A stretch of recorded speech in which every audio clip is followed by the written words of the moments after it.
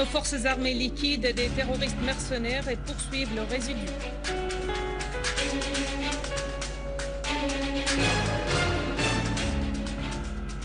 Calme précaire dans les régions Ataban et Jabal Mohsen à Tripoli au Liban.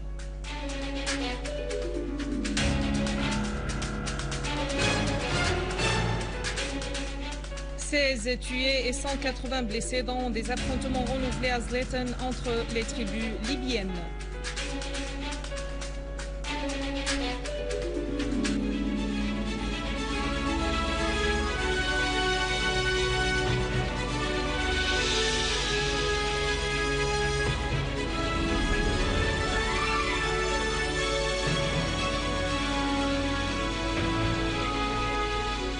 Mesdames et messieurs, bon après-midi et merci d'être avec nous. Nos forces armées ont poursuivi la traque des groupes terroristes armés dans certains quartiers d'Alep afin d'y rétablir la sécurité et la stabilité. Les services spécialisés ont mené une opération spécifique entre le rond-point d'Al-Jandoul et le pont d'Alep, tuant un certain terroriste, détruisant 7 voitures équipées de mitrailleuses Douchka et un bus pour transporter les terroristes et saisissant une grande quantité d'armes et de munitions.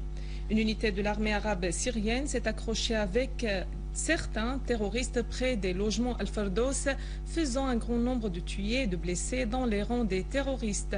Le terroriste Mohamed Yasser Krandal, chef d'un groupe terroriste, a été tué dans la région de Saïf ad-Dawla à Alep, alors qu'un nombre de terroristes, dont 2 snipers, ont été tués par les services spécialisés dans le quartier Al-Hazaza. Toujours à Alep, une unité de l'armée arabe syrienne a riposté au groupe terroriste dans les régions Sulayman al-Halabi, Bustan al-Basha et al-Halaq, faisant nombre de tués et de blessés parmi les terroristes. Une autre unité de l'armée arabe syrienne a tué 5 terroristes qui avaient tenté de pénétrer dans la ville Hreitan à la campagne d'Alep et a pu confisquer leurs armes. D'ailleurs, les services spécialisés se sont accrochés avec des terroristes à Mahalet al-Sayyid Ali, près de la place Al-Hatab à Alep, liquidant 9 terroristes dont un sniper. Nos forces armées ont arrêté nombre de terroristes qui avaient tenté de s'infiltrer dans la place Al-Hatab en provenance d'un des quartiers voisins d'Alep. Nos forces armées ont par ailleurs détruit 40 voitures dotées de douchka et tué les terroristes au bord venant de Jarablos vers Alep. À la campagne d'Alep, les services spécialisés ont exécuté une opération spécifique à Kfar Hamra et Ma'arret al-Artiq, faisant nombre de tués parmi les terroristes. Les services spécialisés se sont accrochés avec nombre de terroristes qui avaient tenté de s'infiltrer dans le quartier Meysaloun, tuant un grand nombre d'eux. À Dareya, dans la campagne de Damas, nos forces armées ont poursuivi les groupes terroristes armés qui avaient terrorisé les civils, leur infligeant de lourdes pertes. Les unités de l'armée arabe syrienne se sont accrochées avec les groupes terroristes à Douma, dans la banlieue de Damas, où elles ont tué grand nombre de terroristes et saisi une grande quantité d'armes et de munitions, y compris leurs véhicules dotés de mitrailleuses Douchka. À Damas, nos forces armées se sont accrochées avec les résidus de terrorisme dans les champs de Razi à Damas, tuant grand nombre d'eux.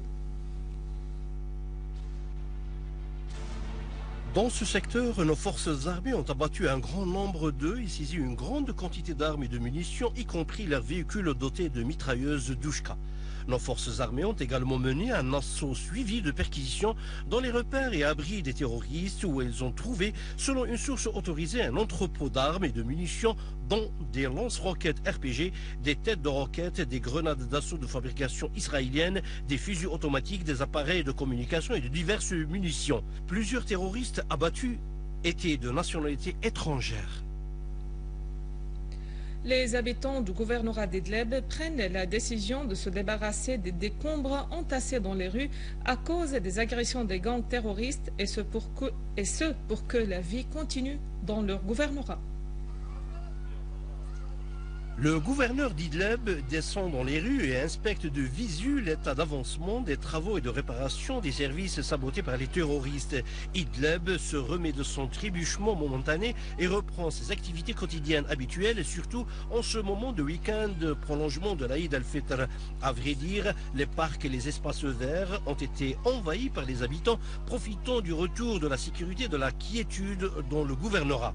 Les autorités et les habitants ont saisi cette opportunité pour se rendre au chevet des blessés civils et membres de maintien de l'ordre dans les hôpitaux de la ville. Les blessés de nos forces armées ont reçu la visite de leurs familles et amis, mais aussi des habitants du gouvernorat pour les remercier pour leur courage et bravoure en délongeant les gangs terroristes de leurs villes et villages.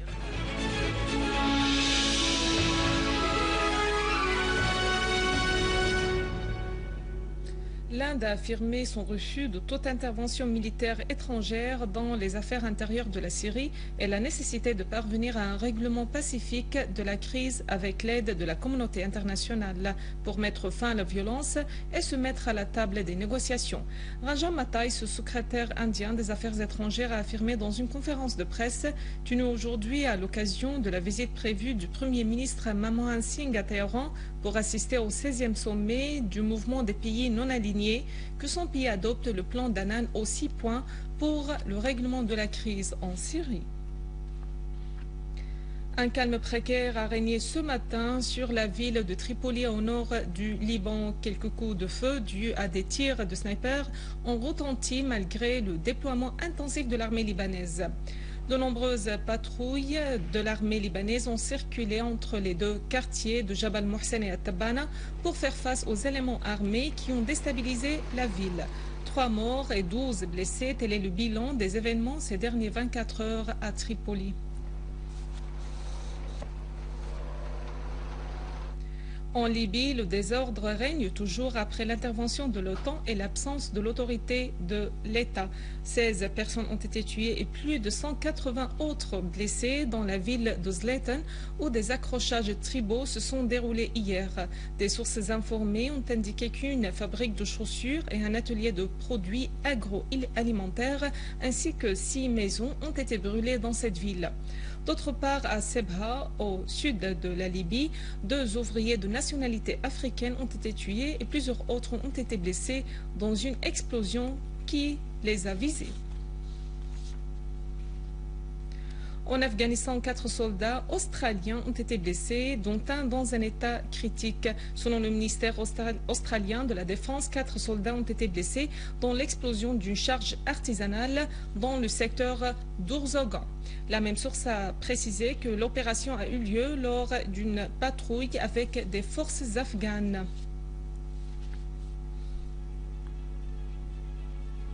Mesdames et messieurs, c'est la fin de notre édition. Pour la revoir, vous pouvez visiter notre site électronique syrienonline.sy. Merci à vous, merci à toute l'équipe. Au revoir.